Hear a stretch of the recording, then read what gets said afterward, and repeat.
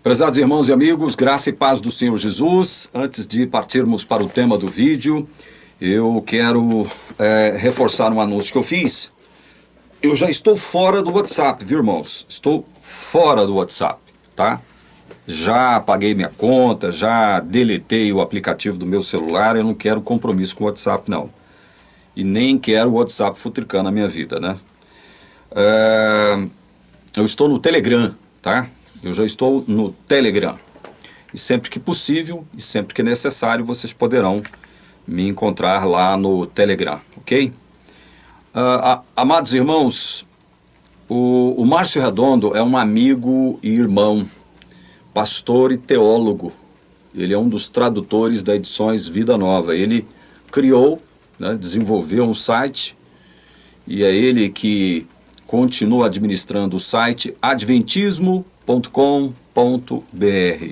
O que você vai encontrar ali no site adventismo.com.br?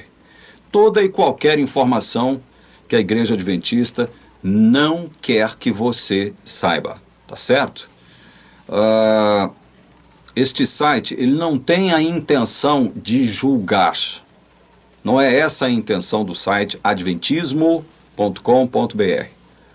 A intenção do site é mostrar os erros teológicos da igreja, é mostrar erros teológicos de Ellen White, é mostrar fatos relativos à vida de Ellen White que não correspondem com aquilo que ela pregava, né? É mostrar documentos que até então a igreja mantinha, as 7 chaves, documentos comprometedores.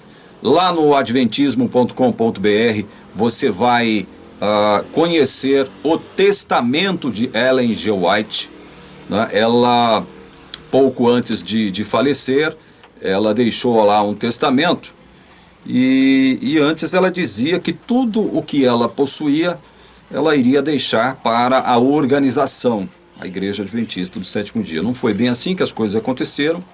Você terá a chance de ver o testamento de Ellen White lá no site adventismo.com.br. Muito conteúdo, tá? Como eu disse, o site foi criado pelo meu irmão e amigo Márcio Redondo. Ele é um dos tradutores da Edições Vida Nova. Visite o site adventismo.com.br e saiba de tudo o que a Igreja Adventista não quer que você saiba. Eu estou pedindo a sua força, o seu apoio no sentido de se inscrever no canal, tá? Nós precisamos que você nos dê essa força, nos dê esse apoio, inscrevendo-se no canal. Nós precisamos que o YouTube recomende os conteúdos do nosso canal. E para isso eu conto com o seu apoio. Inscreva-se no canal, se possível torne-se membro do canal. Eu estou cobrando uma taxa simbólica de R$ 6,99. Essa taxa é para ajudar o meu ministério, não é para ajudar a manter o canal no ar, não. Eu já disse e repito, o canal ele pode ser mantido com aquilo que eu recebo de monetização do YouTube, tá? Então eu recebo de 6 em 6 meses, eu recebo aí em torno de R$600, às vezes mais, às vezes menos, e isso dá para manter a minha internet aqui e manter, evidentemente, o meu canal no ar, tá bom? Dito isso, vamos para o texto, Apocalipse 14. Se você tem a sua Bíblia, abra aí, Apocalipse 14, do versículo 6 até o versículo 13. Esta é a última mensagem que Deus confiará a seu povo para que seu povo transmita ao mundo. É a mensagem dos 3 anjos. Vi outro anjo voando pelo meio do céu, tendo um evangelho eterno para pregar aos que habitam na terra, e a cada nação, tribo, língua e povo, dizendo com voz forte: temam a Deus e deem glória a Ele, pois é chegada a hora em que Ele vai julgar, e adorem aquele que fez o céu, a terra, o mar e as fontes das águas. Seguiu-se outro anjo segundo, dizendo: caiu a grande Babilônia, que fez com que todas as nações bebessem o vinho do furor da sua prostituição. Seguiu-se a estes outro anjo terceiro, dizendo com voz forte: se alguém adora a besta e a sua imagem, recebe a sua marca na testa ou na mão, também esse beberá do vinho do furor de Deus, preparado sem mistura no cálice da sua ira, e será atormentado com fogo e enxofre diante dos santos anjos e na presença do Cordeiro. A fumaça do seu tormento sobe para todo sempre, Os adoradores da besta e da sua imagem, e quem quer que receba a marca do nome da besta, não tem descanso algum, nem de dia nem de noite.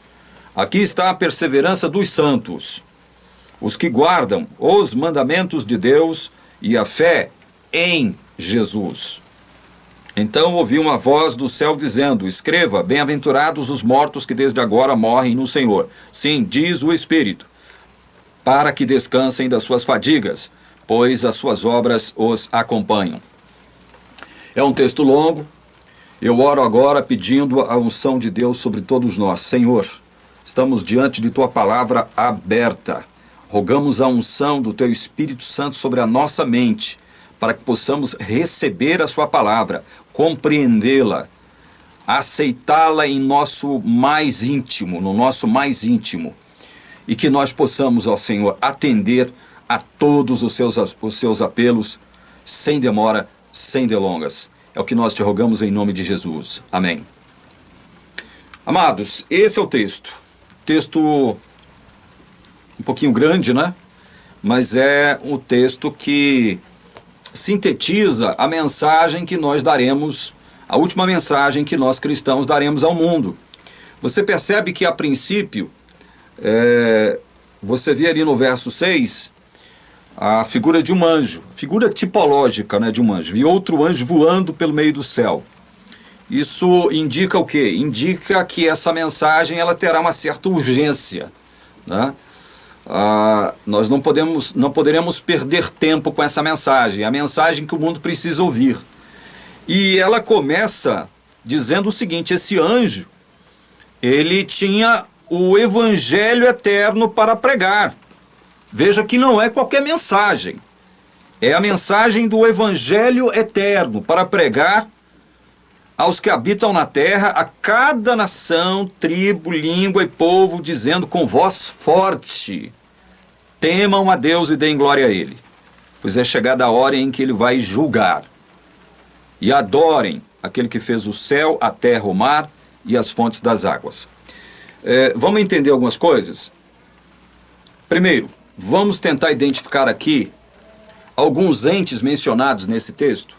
Alguns entes mencionados. O primeiro ente mencionado, fora ali o anjo, né? É Deus. Deus é mencionado aqui. Temam a Deus e deem glória a Ele. Esse é o primeiro ente que a gente realça aqui, Deus. O segundo ente que nós gostaríamos de realçar é o próprio Cristo, aqui no verso 12. Aqui está a perseverança dos santos, os que guardam os mandamentos de Deus e a fé em Jesus. Jesus é mencionado tipologicamente aqui no verso 10 como cordeiro, certo? Então Jesus também é mencionado aqui. E nós temos por último a menção de mais um ente divino, que é o Espírito Santo.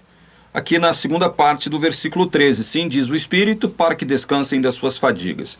Então nós temos os três entes divinos da Trindade sendo mencionados aqui. A Trindade está aqui envolvida, imiscuída nessa missão que nos delegou diante do mundo. Diante de um mundo que está imerso no caos.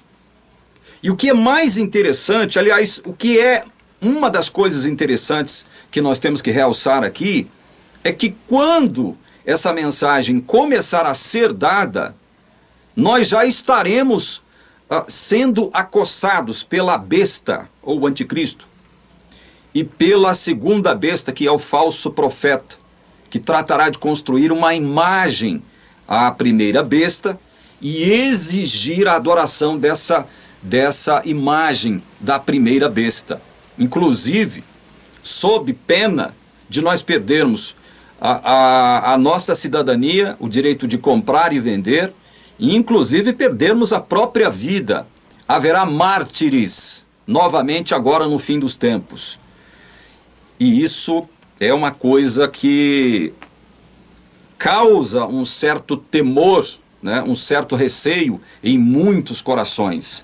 Não deveria causar, mas causa, né? Não é fácil você dizer para a membresia da sua igreja o seguinte: olha, agora no fim dos tempos, quando o cenário que trará o anticristo ou a besta o cenário que trará à tona o falso profeta ou a segunda besta, o cenário que trará à tona a imagem da primeira besta, quando esse cenário estiver conflagrado e quando o falso profeta ou a segunda besta estiver exigindo de toda a população da terra a adoração à imagem da primeira besta, fazendo até inclusive que a primeira besta fale, que ela produza sinais, milagres, nós estaremos sendo acossados. Estaremos sendo acossados. Nós que não vamos atender a este chamado, tanto do anticristo, quanto do falso profeta, quanto da sua imagem, nós estaremos sendo oprimidos, nós estaremos sendo colocados numa situação difícil. Por conta do quê? Por conta da nossa fé, por conta de professarmos fé no Deus Criador, no Deus que criou todas as coisas. Portanto, essa mensagem, meus amados irmãos, eu quero adentrar nela, tá? Essa mensagem do primeiro anjo aqui, olha, tendo um evangelho eterno para pregar aos que habitam na terra, cada nação, tribo, língua e povo, dizendo com voz forte. Voz forte aqui é o sinal da unção do Espírito Santo, tá? Esse voz forte aqui tem esse sentido. O Espírito Santo ungirá a nossa mente, ungirá o nosso corpo, nos ungirá de uma forma geral para que nós possamos dar essa mensagem com poder. Temam a Deus e deem glória a Ele. Percebam como essa mensagem ela contrasta com a exigência do anticristo, do falso profeta e da imagem da besta. Essa mensagem ela vai na direção contrária. Quando nos pedirem para que nós adoremos a imagem da primeira besta e por sua vez adoremos a besta ou o anticristo, o que nós replicaremos para o mundo que fizer essa exigência de nós? Não, nós não vamos adorar a besta, nós não vamos adorar a imagem da besta, coisíssima nenhuma. Nós estamos anunciando para todo mundo que temam a Deus. Vocês devem temer a Deus. E esse temor aqui é uma palavra interessante porque ela não quer dizer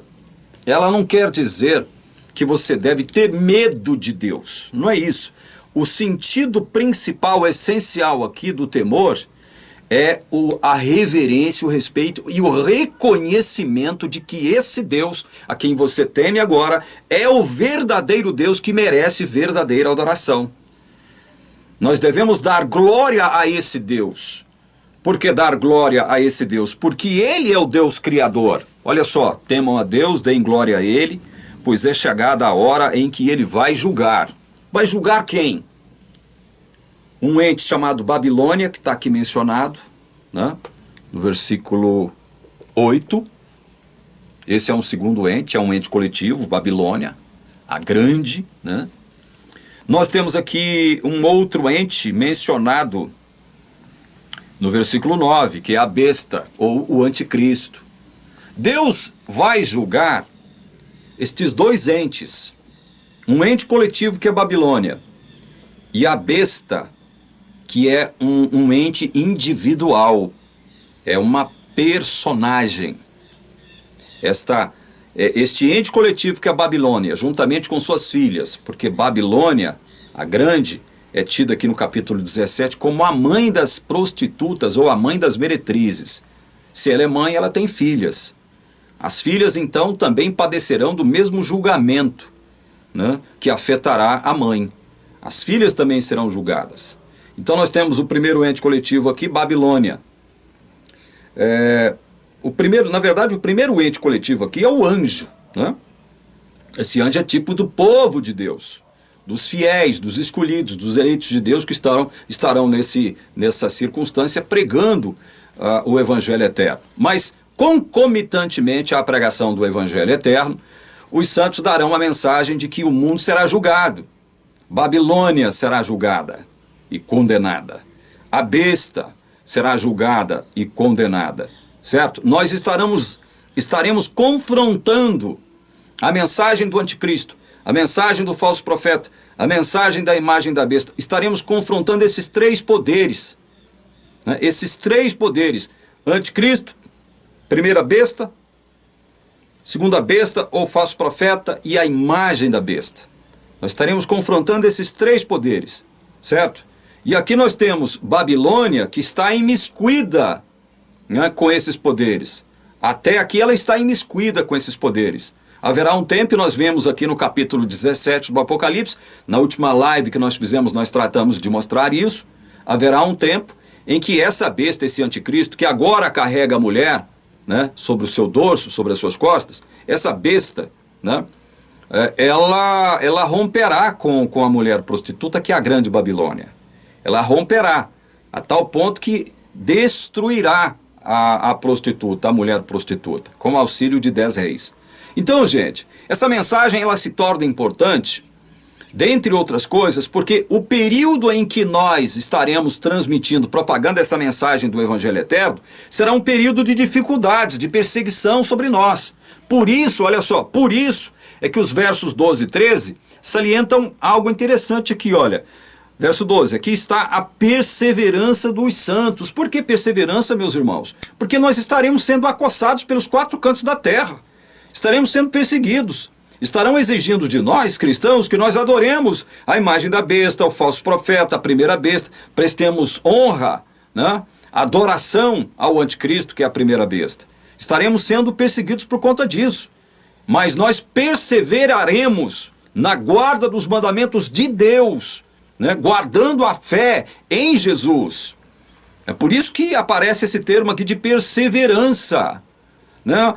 É na dificuldade, irmãos, que a perseverança ela aflora, que ela brota em nós que somos eleitos, escolhidos de Deus. Nós estaremos, veja bem, nós estaremos com a unção do Espírito Santo sobre nós. Nós não vamos temer muito menos a morte. E aqui no verso 13 diz o seguinte, olha, então ouvi uma voz do céu dizendo, escreva, bem-aventurados os mortos que desde agora morrem no Senhor. Sim, diz o Espírito. Essa voz que você ouve no céu, muitas vezes aparece essa expressão aqui no Apocalipse, uma voz vinda do trono, né? Uma voz vinda do céu, né? É o próprio Espírito Santo, é o Deus invisível, o Deus misterioso, né?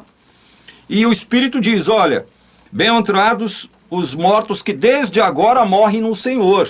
Sim, diz o Espírito, para que descansem das suas fadigas, pois suas obras os acompanham. Bem-aventurados os mortos que desde agora morrem no Senhor. Ou seja, quando o período, quando o cenário que trará à tona primeira besta, ou anticristo, segunda besta, falso profeta e a imagem da besta, quando esse cenário estiver conflagrado, né, e quando esses poderes estiverem exigindo de nós, não só de nós, bem como de todos os habitantes da terra, que nós adoremos a besta ou o anticristo, seja através da sua imagem, seja por outro meio, nós estaremos o quê? Confrontando essa proclamação de adoração à besta com a proclamação do Evangelho. Essa será a nossa contraposição. E nós estaremos com a unção do Espírito Santo nos dando força, nos dando poder, para que a gente anuncie esse Evangelho com poder, chamando a atenção do mundo para adorar, para temer, não ao anticristo, não a imagem do anticristo, mas a Deus. É a Deus. Vocês percebem que é só quando este cenário estiver conflagrado que essa mensagem ela terá. Não estou falando que essa mensagem ela não tem significado hoje, não tem importância hoje. Mas nós estamos tratando de um período específico aqui. A própria expressão bem-aventurados os mortos que desde agora morrem no Senhor aponta para esse período específico. A igreja adventista erroneamente, equivocadamente, arbitrariamente, arrogantemente, soberbamente, orgulhosamente, vai dizer que isso se aplica à sua existência. Lá no ano, depois dos anos de 1844. Né? A igreja vai interpretar isso como sendo o cumprimento da sua existência. Ora bolas, meu Deus do céu, onde é que está isso aqui? Eles vão dizer, não, olha, esse povo que guarda os mandamentos e a fé em Jesus somos nós. Nós somos o único povo na terra que guarda os mandamentos de Deus e tem a fé em Jesus. Esses somos nós. Eles se olham aqui no versículo 12, se identificam, né? E começam a fazer assunções, afirmações, postulados completamente arbitrários, antibíblicos, irreais, orgulhosos, prepotentes, arrogantes, sendo que a Bíblia está tratando de um período relativo ao fim dos tempos, ao fim do fim dos tempos. Um período em que Jesus caracterizou como o princípio das dores, mas que desembocará numa circunstância onde as dores serão maiores, ao ponto até de tirar a nossa própria vida, ao ponto até de sermos martirizados por conta dessa mensagem que estaríamos pregando. Olha o que diz aqui, corroborando, vocês estão vendo que eu não estou... Eu quero entrar depois aqui na questão dos conceitos enunciados aqui, tá? Evangelho eterno. O que é o Evangelho eterno? Né? Eu preciso entrar nesse tema com vocês. Olha o Apocalipse capítulo 11. Deixa eu ler aqui. Vamos ler a partir do verso 1. Eu pretendo ir até o verso... Vamos ler do verso 1 ao verso 10 para vocês verem como isso aqui é interessante. Foi-me dado um caniço semelhante a uma vara e também me foi dito: levante-se e vá medir o santuário de Deus, o altar e os que adoram no santuário. Mas deixe lá o átrio exterior do santuário e não o meça, porque esse átrio foi dado aos gentios, que por 42 meses pisarão a cidade santa. Isso aqui, evidentemente, é um texto simbólico, né? A maior parte do conteúdo apocalíptico é simbólico, é tipológico, e tem coisas aqui que ainda se nos apresentam como coisas intrincadas, tipos e símbolos intrincados. Nós não podemos bater o martelo com um grau de 100% de certeza e afirmar, olha, isso é assim, isso é assim, isso é assim. Tem coisas que a gente tem que ponderar, tem que contrastar, tem que enxergar o todo para ir depois identificando as partes, né, e tentando fazer aqui uma concatenação das ações, dos atos, dos entes que são mencionados aqui no Apocalipse. Verso 3, darei autoridade às minhas duas testemunhas. Olha aqui as duas testemunhas de Deus, ó. Velho e Novo Testamentos. É óbvio que Velho e Novo Testamentos não saem por aí sozinhos, né, pregando sozinhos, né? Quem é que impunha essas duas testemunhas? Somos nós que impunhamos essas duas testemunhas, certo? Darei autoridade às minhas duas testemunhas para que profetizem durante 1260 dias, vestidas de pano de saco. Essa questão do pano de saco aqui, ela só existe quando as circunstâncias em que eu me visto de pano de saco me são prejudiciais. São circunstâncias onde eu estou sofrendo algum tipo de perseguição, onde eu estou sofrendo algum tipo de mal por parte de algum poder, né? As circunstâncias em que eu me visto de pano de saco, né, uma circunstância ruim, uma circunstância perigosa, maldosa, uma circunstância que pode me prejudicar de algum modo, que pode me ferir de algum modo, né? Então, é isso que indica que a vestimenta de pano de saco. As duas testemunhas estarão profetizando num período em que elas estarão vestidas de pano de saco, indicando o que mesmo? Muitas dificuldades, muita perseguição, né? E humildemente elas se colocam vestidas de pano de saco e esperam somente em Deus. 4. São estas as duas oliveiras e os dois candelabros que estão em pé diante do Senhor da terra. Se alguém pretende causar-lhes dano, da boca dessas testemunhas sai fogo e devora os inimigos. Sim, se alguém pretender causar-lhes dano, certamente deve morrer. Elas têm autoridade para fechar o céu, para que não chova durante os dias em que profetizarem. Tem autoridade também sobre as águas, para transformá-las em sangue, bem como para ferir a terra com todo tipo de flagelos, tantas vezes quantas quiserem. Olha o verso 7. Quando tiverem, então, olha aqui, concluído o testemunho que devem dar, a besta que surge do abismo fará guerra contra elas. A besta vencerá e matará as testemunhas. Vamos ler até o 10. E os seus cadáveres ficarão estirados na praça da grande cidade, que espiritualmente se chama Sodoma e Egito, onde também seu Senhor foi crucificado. Então muitos dentre os povos, tribos, línguas e nações contemplarão os cadáveres das duas testemunhas por 3 dias e meio, e não permitirão que esses cadáveres sejam sepultados. Os que habitam sobre a terra se alegrarão por causa da morte dessas duas testemunhas. Realizarão festas e enviarão presentes uns aos outros, porque esses dois profetas atormentaram os que moram sobre a terra. Vamos ler o verso 11. Mas depois dos 3 dias e meio, entrou neles um espírito de vida, vindo da parte de Deus, e eles se ergueram sobre os pés, e aqueles que os viram ficaram com muito medo. E as duas testemunhas, 12, ouviram uma voz forte vinda do céu, dizendo: subam para cá. E subiram ao céu numa nuvem, e os seus inimigos as contemplaram. Naquela hora, houve grande terremoto, e ruiu a 10ª parte da cidade. Nesse terremoto morreram 7.000 pessoas. As outras pessoas ficaram aterrorizadas e deram glória ao Deus do céu. Passou o segundo ai, e eis que sem demora vem o terceiro ai. Bom, nós estamos percebendo aqui que essas duas testemunhas vão profetizar em que período? No período em que a besta já surgir no cenário mundial. No período em que o anticristo já surgir. Porque é através das determinações da besta, ou do anticristo, que as duas testemunhas serão perseguidas. Serão perseguidas. Veja que as testemunhas, no instante em que elas pregam em reação ao surgimento da besta. Em reação àquilo que a besta, através da segunda besta ou falso profeta, estão exigindo. Né? Inclusive com a construção de uma imagem, exigindo adoração à primeira besta. Então é nessa época, é nesse período que nós vamos pregar. E a Bíblia deixa claro aqui, através de um símbolo temporal, 3 dias e meio. E aí, aplicando-se aquele princípio enunciado, tão enunciado pela Igreja Adventista, 3 anos e meio é o quê? Aliás, perdão, risco que eu falei aqui agora. Não são 3 anos e meio, são 3 dias e meio. 3 dias e meio, certo? 3 dias e meio tem um sentido tipológico de 1260 dias. São 3 anos e meio.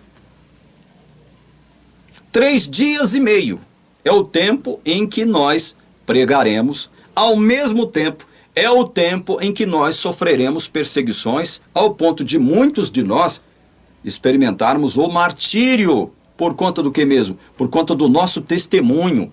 Você percebe que eu estou falando de algo que é muitíssimo real.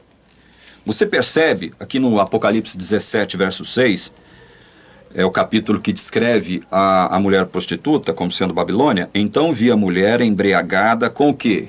Com o que essa mulher prostituta estava embriagada? Com o sangue dos santos e com o sangue das testemunhas de Jesus. Somos nós. Babilônia estava embriagada com o nosso sangue. Aqui no Apocalipse capítulo 6, versículo 9, você vê a mesma coisa. Volta lá, Apocalipse 6, 9. Quando o cordeiro quebrou o 5º selo, vi debaixo do altar as almas daqueles que tinham sido mortos por causa da palavra de Deus e por causa do testemunho que deram. Fomos mortos por causa da palavra de Deus e por causa do testemunho que demos. Muitos de nós seremos mortos, seremos martirizados. Essa é uma mensagem, é uma mensagem grave, é uma mensagem importante. Olha o que diz capítulo 13, verso 15 de Apocalipse. Capítulo 13, verso 15.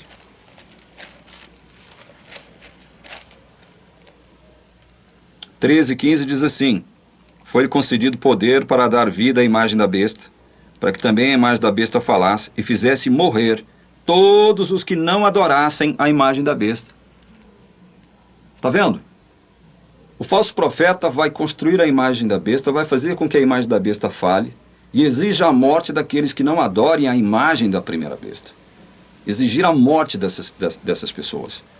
Olha aí mesmo, em Apocalipse capítulo 13, versículo 7. Foi-lhe permitido também que lutasse contra os santos e os vencesse.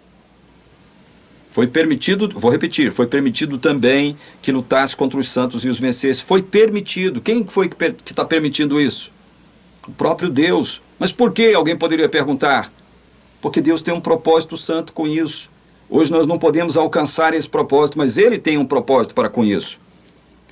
Por quanto tempo nós seremos perseguidos ao mesmo tempo em que nós estaremos pregando? Olha o verso 5. Foi-lhe dada uma boca, a respeito da besta, tá? Foi-lhe dada uma boca que proferia arrogâncias e blasfêmias. Foi-lhe dada autoridade para agir durante quanto tempo? 42 meses. 42 meses são os mesmos 1260 dias enunciados no capítulo 11. São os mesmos dias correspondentes a 3 anos e meio proféticos. 3 dias e meio, perdão. 3 dias e meio proféticos mencionados também no capítulo 11, que dá um total de 3 anos e meio. 3 anos e meio, 3 dias e meio, 42 meses, 1260 dias, é somente um período só, e esse período não está atrás de nós. Esse período não está atrás na história, como diz a Igreja Adventista, começando em 538 e terminando em 1798. Isso não existe. A Igreja Católica perseguiu muitos cristãos verdadeiros? Perseguiu. A Santa Inquisição matou muitos? Matou. Mas a Igreja Católica não perseguiu de modo ininterrupto cristãos verdadeiros de 538 a 1798. É estupidez afirmar esse tipo de coisa. Houve momentos da história em que houve conflitos. Conflitos foram conflagrados entre catolicismo e protestantismo nessa época, nesse período. Nesse período a Igreja Católica também foi perseguida muito em função dos muçulmanos que estavam, a partir do século VII, subindo, né? Levantando-se, passando a existir como uma força religiosa poderosa ali na região do Oriente Médio, da Ásia Menor.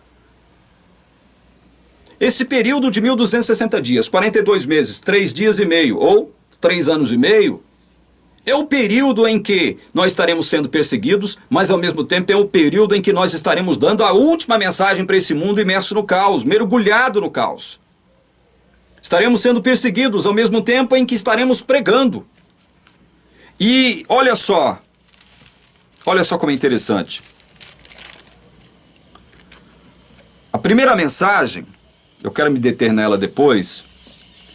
A primeira mensagem, então, chama a atenção da população da Terra para o fato de que nós não devemos temer a besta, não devemos adorar a besta. Nós devemos temer a Deus, adorar a Deus, dar glória a Deus. Dar glória a Deus, reconhecer a glória de Deus, reconhecer a soberania de Deus, reconhecer o senhorio de Deus sobre a terra, reconhecer o governo de Deus sobre a terra. Reconhecer o Deus como Criador, o verdadeiro Criador. O mundo, quando esse cenário estiver conflagrado, estará rejeitando peremptoriamente estes fatos enunciados aqui nessa primeira mensagem do primeiro anjo. Temer a Deus que nada. A religião cristã, né, a ideologia cristã, se é que nós podemos dizer isso, a filosofia cristã, de um modo geral, é que tem sido a pedra no progresso do mundo. Nós precisamos eliminar o cristianismo da face da terra. Nós já estamos ouvindo isso nos dias de hoje. Nós já estamos ouvindo isso. Essa agenda de costumes proposta pelos metacapitalistas, essa agenda de costumes propostas pelos esquerdistas, socialistas e comunistas, já preconizam tudo isso. Essa imposição para cima de nós de ideias e de pensamentos e de entendimentos contrários à palavra de Deus já estão impondo sobre nós de diversos modos, de diversas formas. Aqui no Brasil nós temos experimentado muito isso. Né? Já somos vítimas de perseguição em maior ou menor grau por conta de sermos cristãos e afirmarmos o senhorio do Deus Criador dos céus e da terra sobre nós. Então é uma mensagem grave, é uma mensagem importante para a qual nós devemos prestar atenção. Só que essa mensagem, o primeiro tom dela, né, o primeiro estágio dela é anunciar o Evangelho eterno. O Evangelho eterno. Aí o segundo estágio dela é proclamar a queda de Babilônia, a mãe, a grande Babilônia. Qual é a cidade mãe dos muçulmanos? Não é Meca? É Meca. Meca é a mãe, é a cidade mãe dos muçulmanos. E assim como Meca, existem outras cidades muçulmanas onde não se aceita a simples presença, não estou nem falando de gente proclamando o evangelho, não. A simples presença de cristãos. Por exemplo, em Meca não se pode entrar em Meca se você não for muçulmano. Existem cidades que, assim como Meca, proíbem até a entrada de pessoas que não são muçulmanas. Não deixam entrar. Em Meca, se você não for muçulmano, você não entra. Você não entra.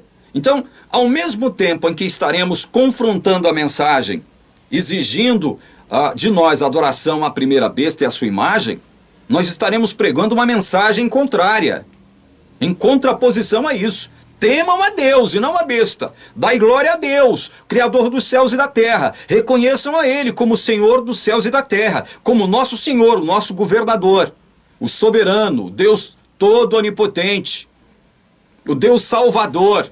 É a Ele que nós devemos dar glórias.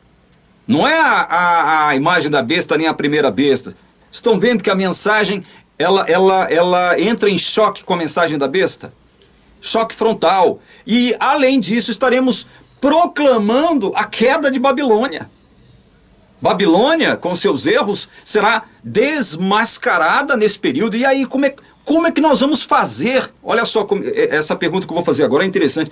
Como é que nós vamos fazer se não nos é permitido pisar em algumas cidades muçulmanas para pregarmos o evangelho com poder? Como é que nós vamos fazer? Você abre aqui no capítulo 18 do Apocalipse, capítulo 18, a partir do verso 1 você lê: depois destas coisas, vi descer do céu outro anjo, que tinha grande autoridade, e a terra se iluminou com a sua glória. Então exclamou com potente voz, dizendo: caiu a grande Babilônia. Ela se tornou morada de demônios, refúgio de toda espécie de espírito imundo, esconderijo de todo tipo de ave imunda e detestável, pois todas as nações beberam do vinho do furor da sua prostituição. Com ela se prostituíram os reis da terra. Também os mercadores da terra se enriqueceram à custa da sua luxúria. Percebam até aqui, no verso 3, que surge um outro anjo no cenário, nesse cenário de fim de mundo, nesse cenário que estará sendo dominado pela primeira besta, que é o anticristo, pela segunda besta, que é o falso profeta, e pela imagem da besta, exigindo a nossa morte, a morte de nós fiéis, a morte de nós escolhidos de Deus, que estaremos em contraposição pregando o evangelho eterno, dizendo: temam a Deus, ao contrário de adorem a besta. Vocês percebem que surge um outro anjo com grande autoridade e com voz potente.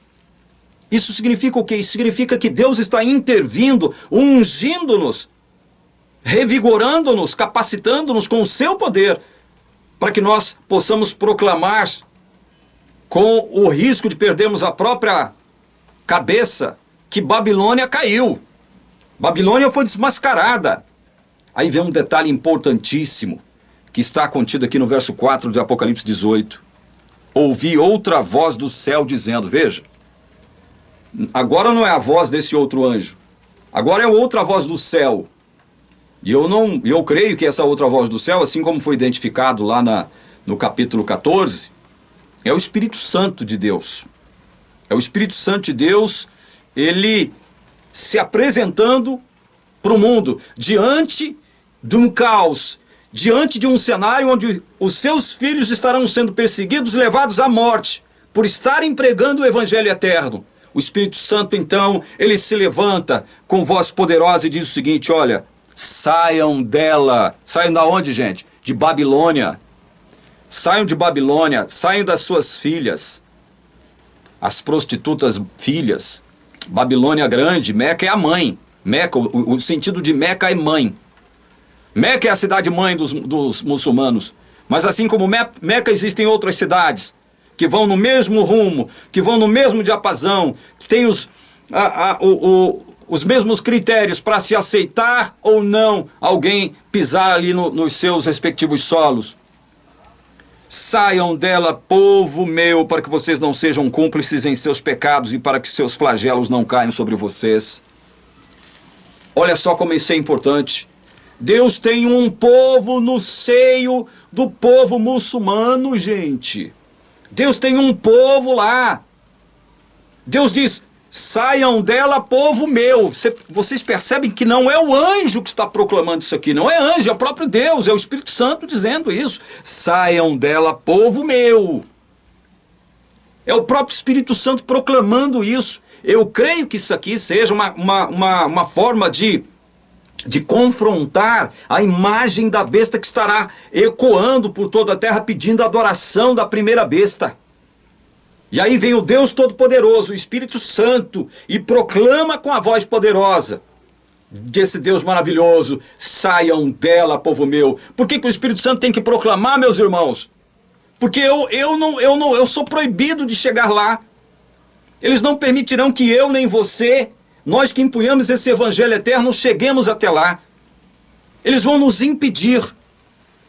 E aí vem o Espírito Santo como o último ato de proclamação do seu evangelho, das suas boas novas, e arranca o seu povo de lá.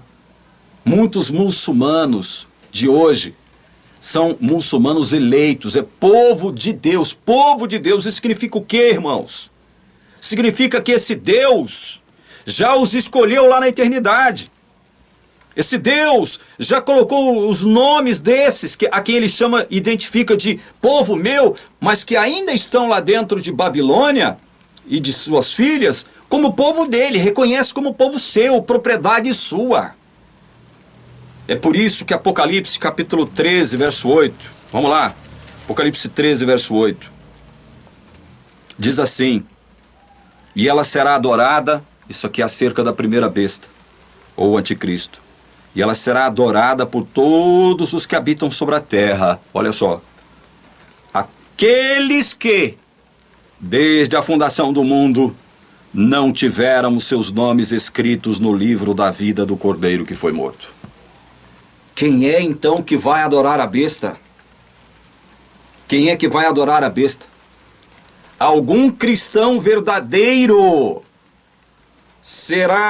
abandonará a Deus, abandonará a crença no Jesus desse evangelho maravilhoso, desse evangelho eterno, para seguir a besta de a sua imagem?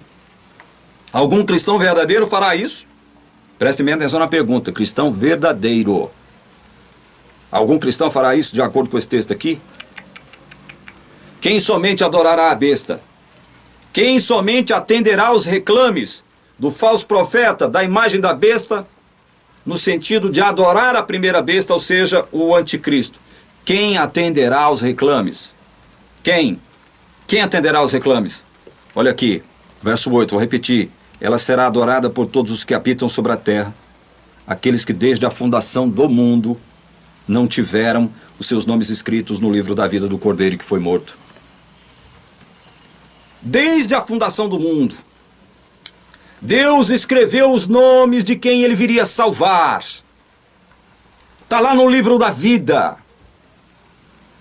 É para esses que Deus vem. É atrás desses que Deus vem. É a esses que Deus vem socorrer.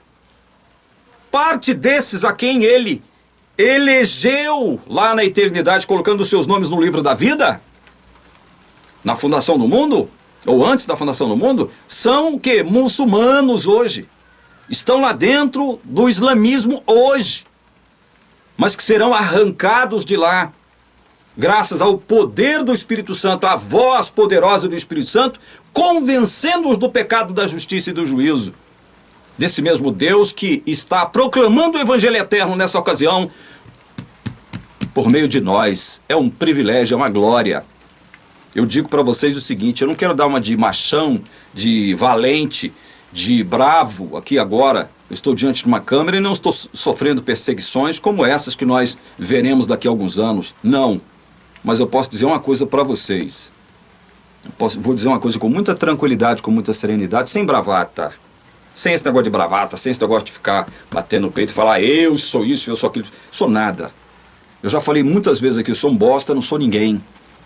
Se não fosse a graça de Deus sobre mim, eu seria a bactéria do meu cocô. Perdão estar me expressando dessa forma diante de vocês. Mas é só para deixar claro para vocês como é que eu me enxergo enquanto ser humano. Nada. Partícula microscópica de poeira cósmica. Só isso e nada mais do que isso. Diante desse Deus maravilhoso, dessa graça maravilhosa. Já disse e repito mais uma vez, não sei por que Deus me escolheu. Não sei por quê. Não sei por que Deus me chamou. Não sei por que Ele me elegeu. Não sei por quê. Porque eu não mereço. Então eu vou falar o que eu vou falar para vocês agora, não é arrogância da minha parte, não é prepotência, não é orgulho, não é pompa, não é nada disso. Eu posso dizer para vocês com muita calma, com muita serenidade, eu estou pronto e preparado, se for necessário, morrer pelo Evangelho. Eu estou pronto e preparado para morrer pelo Evangelho. E digo mais, será uma glória morrer pelo Evangelho. Eu tenho dito para os meus amigos, estou terminando esse vídeo, eu não vou adentrar agora nos conceitos enunciados aqui nessa perícope de Apocalipse 14, de 6 ao 13. No próximo vídeo eu vou entrar aqui, eu vou explicar para vocês o que significa Evangelho eterno, tá? Mas eu tenho dito para os meus amigos o seguinte, os meus amigos mais próximos, as críticas ferinas, muitas delas, eu digo muitas delas, injustas que eu tenho recebido aqui, se me tornaram como bênção. Como bênção. Essas injúrias e calúnias, essas perseguições verbais, digamos assim, me chegam hoje como bênção. Por quê? Porque eu estou sendo injuriado, difamado e caluniado, porque eu estou pregando isso aqui, ó. O Evangelho. O Evangelho. Só isso. Não é porque eu estou roubando, não é porque eu estou mentindo, não é porque eu estou matando, não é porque eu estou disseminando o ódio, a violência, não estou disseminando a guerra. Pelo contrário, eu estou aqui muito preocupado com os meus irmãos da Igreja Adventista do Sétimo Dia, igreja a qual eu pertenci por 26 anos. Sei que Deus tem muita gente dentro da Igreja Adventista do Sétimo Dia. Vou falar isso de um modo enfático, mais uma vez. Deus tem um povo dentro da Igreja Adventista do Sétimo Dia. Deus tem um povo ali dentro. Deus não me mandou vir para o YouTube, abrir a TV Caminho Livre para semear o ódio, semear a guerra, a violência, ou para julgar quem quer que seja por conta de pecados pessoais. Já disse e repito mais uma vez de novo, não estou aqui julgando ninguém, não estou aqui criticando pecados pessoais de ninguém, não estou aqui chamando a atenção de erros, de pecados pessoais, comportamentais de absolutamente ninguém. Por que não? Porque quem vos fala aqui agora é pecador, eu sou pecador, da pior espécie, eu sou um pecador.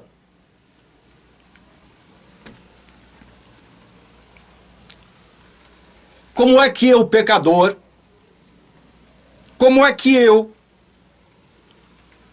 que não recebi de Deus essa missão, eu vou agora criticar os meus irmãos, seja onde eles estiverem, porque eles pecam, porque eles caem? Por quê? Se eu sou tão igual a eles, que pecam, se eu peco como eles pecam, e se não é a graça de Deus, eu sou capaz de cometer pecados piores do que eles.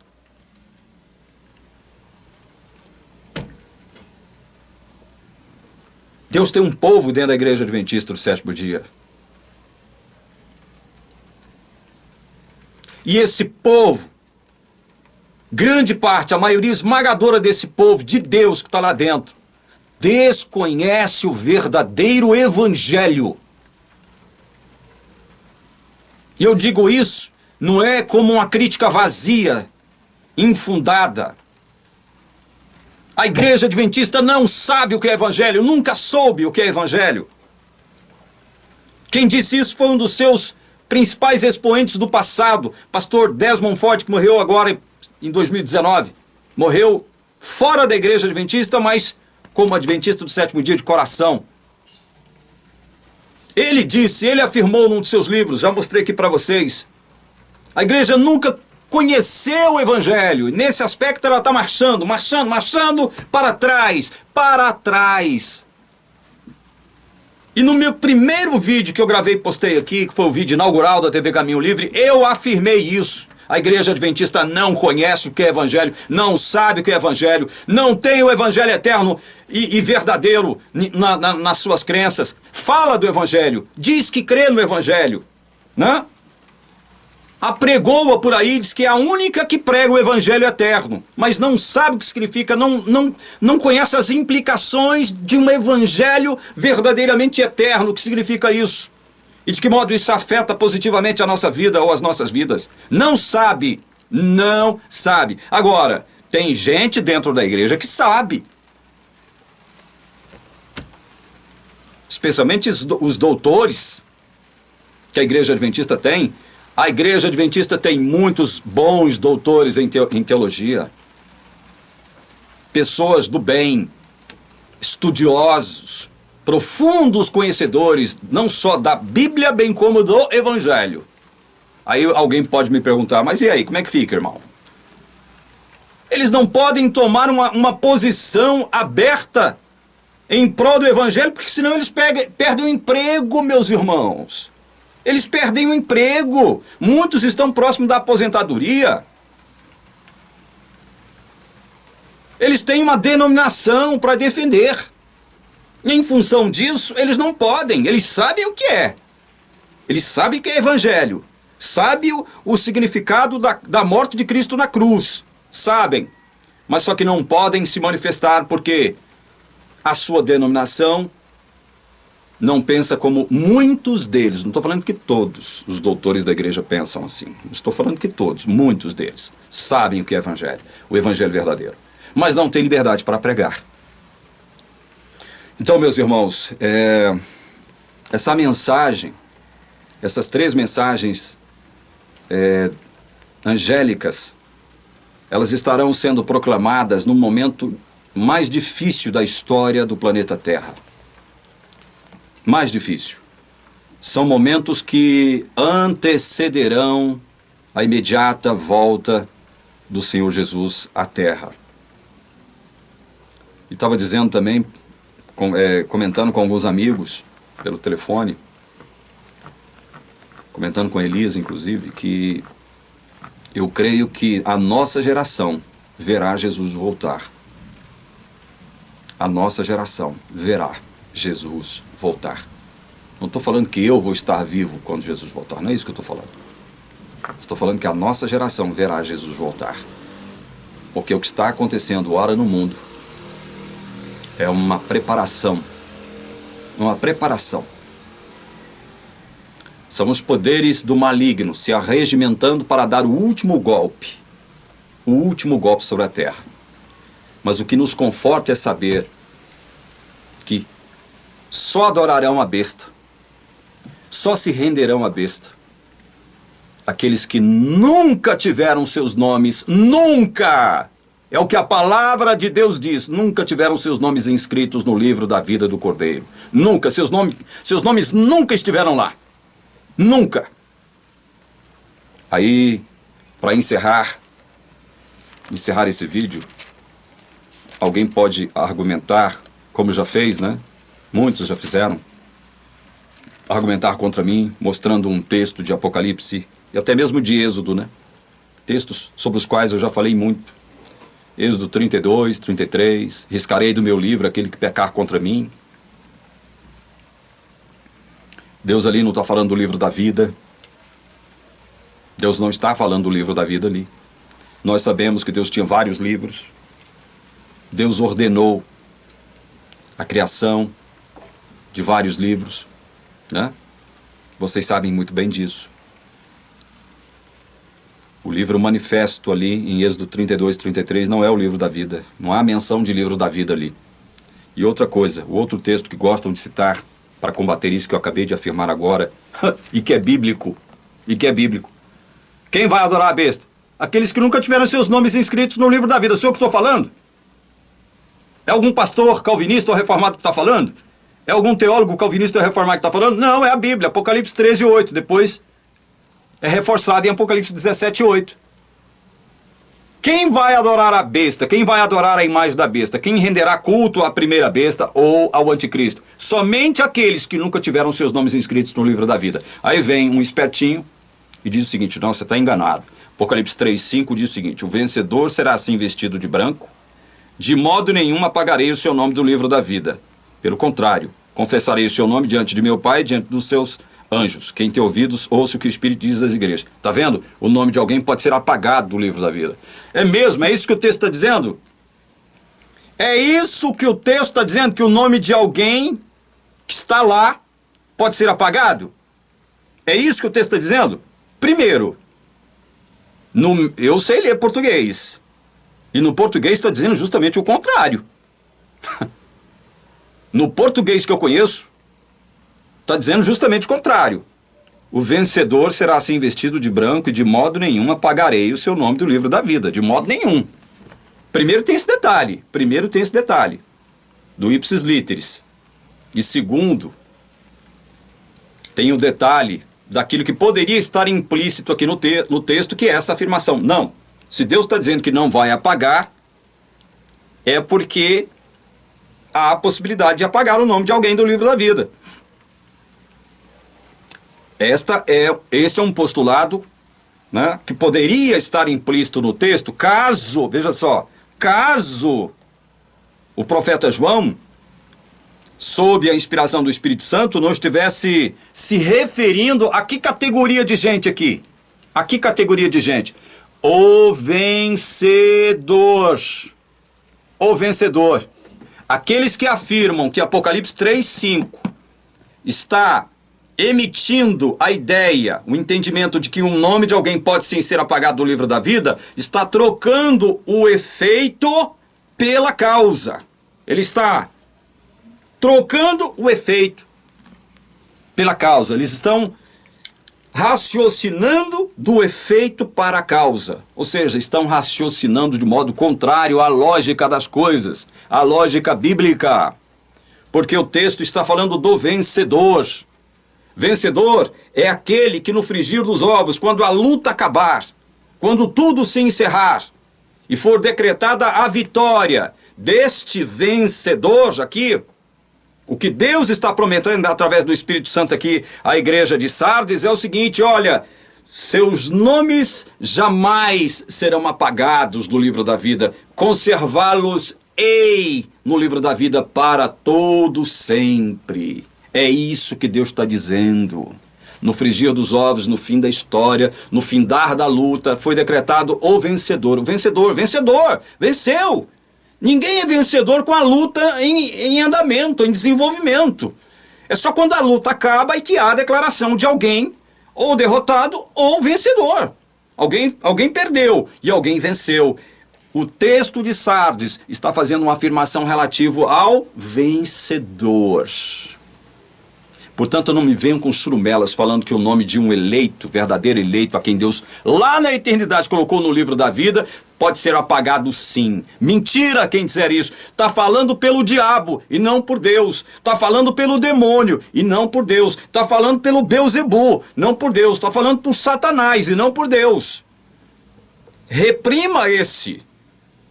Repreenda esse em nome de Jesus que está falando essa mentira que a Bíblia não está falando justamente o contrário.